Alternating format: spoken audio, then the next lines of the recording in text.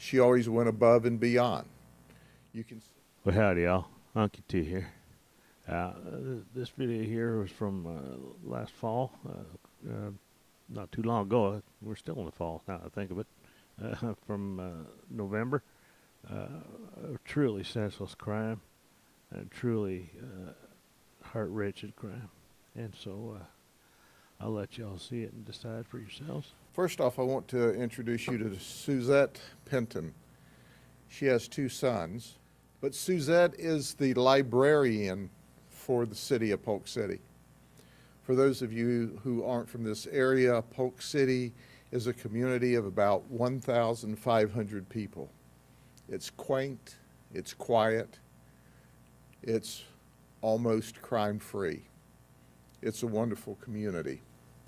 And Suzette Penton helped make it a wonderful community with the work she did with the children at the library. She always went above and beyond. She was known and loved by the people of Polk City. And here's what happened on November 9th.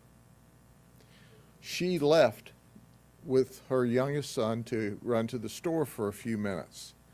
Little did she realize at that moment in time that directly across the street in a park, there were 4 people in a van. They were there waiting to go beat up Hunter. Now you say, why did all that occur? Well, here's what the rendition is as we understand at this point in the investigation. Kimberly Stone, who was 15 on that day, by the way, she turned 16 while locked up in juvenile detention. That was our birthday present to her. She got to serve it locked up.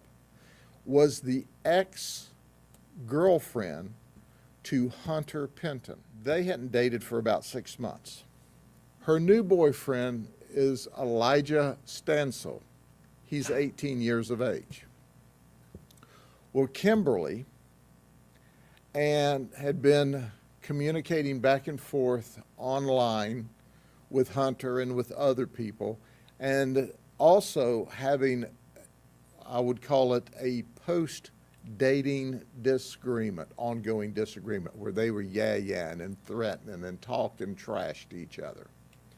It was so bad that the school system had warned Kimberly, and in fact, on that very day, the 9th, had brought her in and suspended her from school, which was to start the next day, for her outrageous conduct. So she, in some of her rants and arguing back and forth in person and on social media, just said, well, I'll get my boyfriend and we'll come beat you up.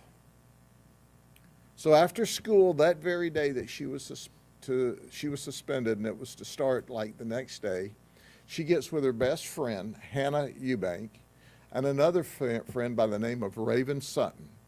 Hannah's 14 and Raven's 16. And then they get with Elijah, and Elijah drives a van up to Hunter Penton's house. Now, it might interest you to know that the van that he was driving, that he had permission to use and apparently used frequently, belonged to the Westwood Missionary Baptist Church, where his father was not the lead pastor, but was one of the pastors at the church. So they all pile in the church van from Westwood Missionary Baptist, and they go, and they're actually parked across the street and watch Suzette leave to go to the store. We have a video clip for you to see that really tells the rest of the story. They go up to the front door, being Elijah, Raven, and Hannah. The instigator of all this stays in the van. Kimberly stays inside the van. They knock on the front door. Well, at the Penton house, their main ingress and egress is the side door, so Hunter comes out the side door to see what's happening. Hunter has no idea that they're coming up there to fight him. When he comes out the side door, Elijah immediately confronts him in the carport and starts beating him up, where a fight ensues.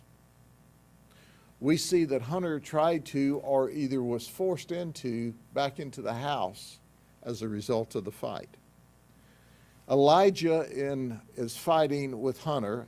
Raven gets a couple of shots in during the fight, the best we can tell with the pieces of video we have. And Hannah is taking photographs or video in this. About that time, unexpectedly, Suzette comes back. She arrives. When she comes back, we see that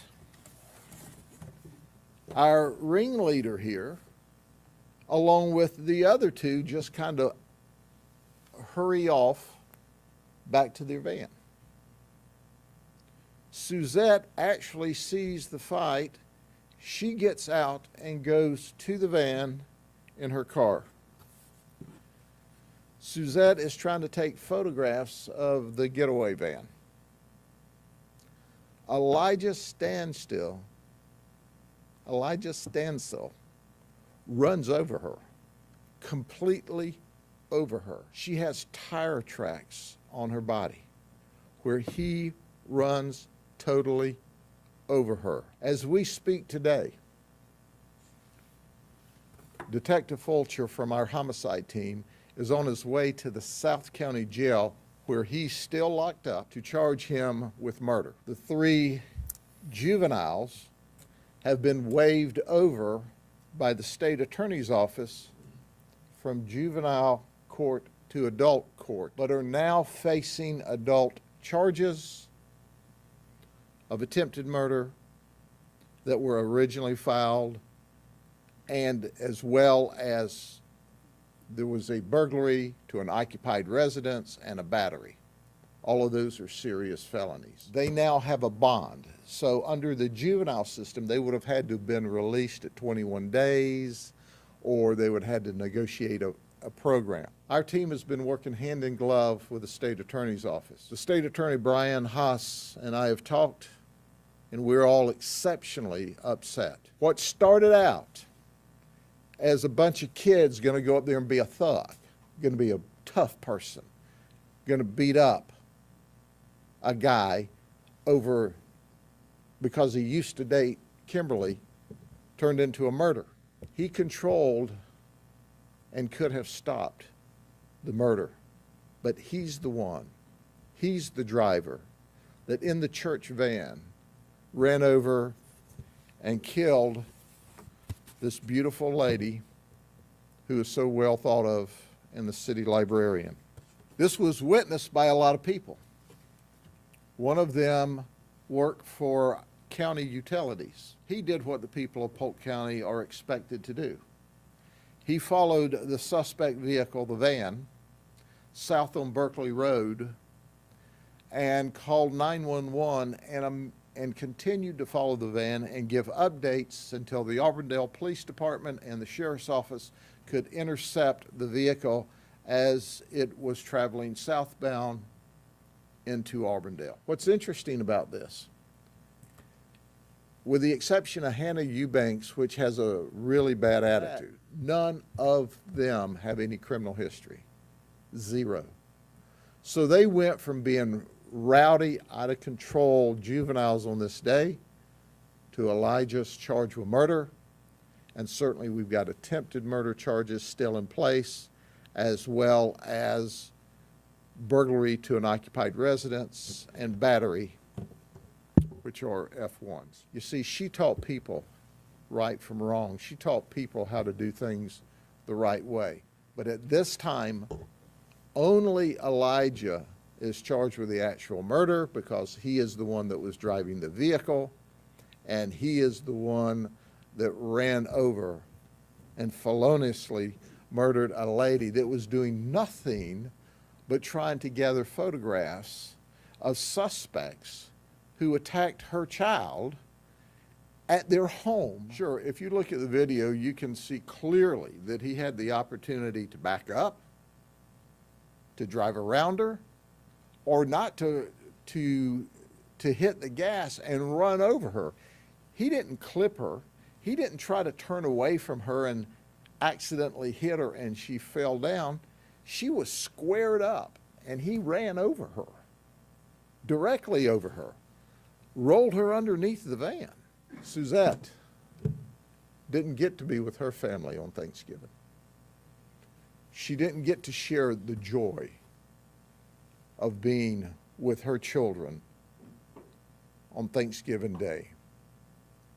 She'll never have the opportunity again to teach wonderful young children in the Polk City area right from wrong and how to improve their lives. She'll never have that opportunity because of him and because Kimberly wanted him to go up there and beat up Hunter.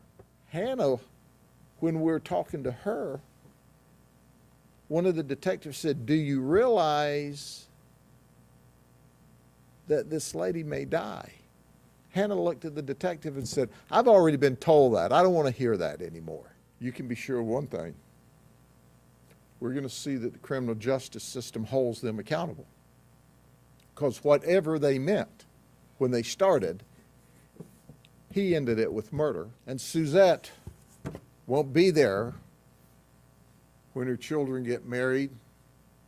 She won't ever get to see her grandchildren. There you go. You know what we know. Well, there you go, my friends. A truly sad story. And one that's told too often in this country, as far as I know. Just senseless. I think it's just a response and a result of everybody gets a trophy. You don't have to be responsible for anything you do. Well, that kind of attitude's gotten us to a real nice place, hasn't it? Anyway, I had to watch that video to check it out first, so I'm not going to show you. I'm sorry I watched it. You can't unsee stuff sometimes. And, you know, it's just boggling my mind that people are capable of such stupidity and such evil. I'm sure the kid just panicked. He's just 18, but that doesn't make it right. You know? Anyways, I said enough. Yeah, have a blessed day. You know, you get a chance, check out these dang videos here too. Whatever. You have a blessed day. Take care of yourself. Take care of each other. We'll see you soon. Bye for now.